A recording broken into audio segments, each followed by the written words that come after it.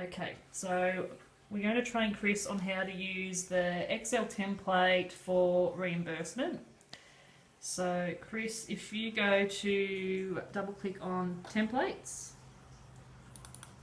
and it's expense reimbursement, double click on that. So if you scroll up to the top of the table, you'll be able to see the form. Now you need to click on department. There's been a drop down list created for that. So click on the grey area where it says choose from list. I'm sorry, Nadine, I've forgotten. See where it says department? Yep, on your table, down. Oh yes. Yep, click on that and there's a drop down there. So pick your department. Okay, administration. Okay, so if we go down, so there's cell 13. Yep. Now this has been formatted in short date time, so all you have to do is for the date 12/06 and tab, and that will create the date in the short date format. So employee, just type your name.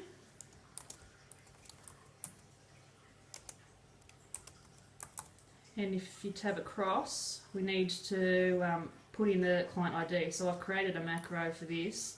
So if you go up to the top of the screen, there's a little square icon that says View Macros. Yep. Highlight Client ID and hit Run. Now drop down list turns up in that cell. Click on the arrow and just choose from the client ID selection. Tab across to Description and just type in the description for your reimbursement.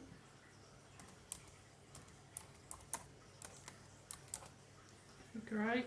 Now expense type. So again, a macro has been created for this.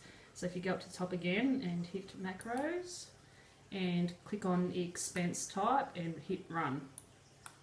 And again, a drop down list has been created. So just choose from your drop down list and tab across and your purchase amount.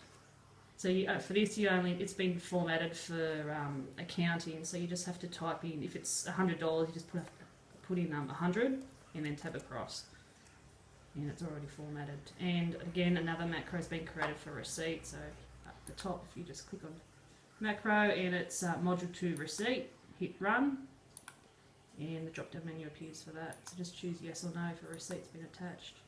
So we'll do another one because I've created a formula for the for total purchase amount. So if you just go into the next column down underneath the one you've just entered, and we'll do that again.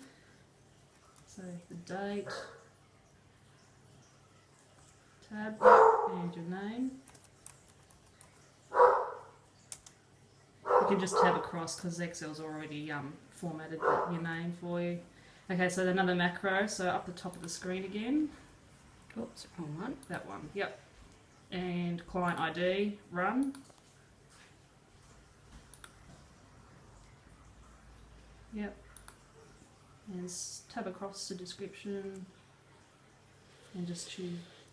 How do you feel? Yep. Tab, okay, so enter another macro, so up the top again. And expense type, hit run and choose from your drop down menu. And tab and enter your purchase amount and tab across, and again another macro, and it's module 2 receipt, and choose yes or no for a receipt attached. Okay, so now that that's entered, if you scroll down to the bottom of the table, you'll be able to see the total amount. It's already added up for you because I've created a formula for it. So that saves on time trying to enter formulas and work out how much you spent. So when you've completed the template, it needs to be printed. If you scroll down the bottom, that just explains there that it needs to be completed, printed and attaching your receipts for authorisation, and then it gets sent to accounts payable. If you're having any trouble with the program, because it's a Microsoft program, there's a website that's called office.microsoft.com, and that's for any support that you need trying to work out how to use Microsoft programs, Excel, Word, to the relevant year. Also, if you were to use this in a Microsoft 2007, and because this has been created in Microsoft 2010, if you go to File at the top, the green tab, and then you would go to the Info, which is already clicked, it would have the compatibility mode. So if you would, normally that's not there, or it's normally there, but because this is 2010, it's not required. So you would click on Convert to compatibility mode, and that would convert it so you could use it in Excel 2007, 2003 or whatever. So now we're going to save this form. So if you click on Save As, and if you scroll down in your files there to the right, see the scroll, yep, scroll down and click on Open College, double click on that. And the last file, double click on that.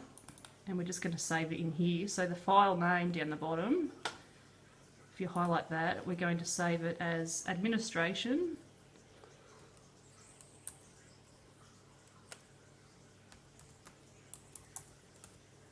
underscore and today's date, so 12/06/14. Now this is a macro workbook, so if you click on the down arrow for Save As Type, the second from the top, it says Excel Macro Enabled, click on that and save. And that's saved it for a macro enabled workbook. So if you could provide me some feedback on how you thought the training went and how the template was created, that would be very helpful. Well, considering I haven't used this before, it was very, very easy. You really explained it well. Thank you, Nadine. Thank you, Chris.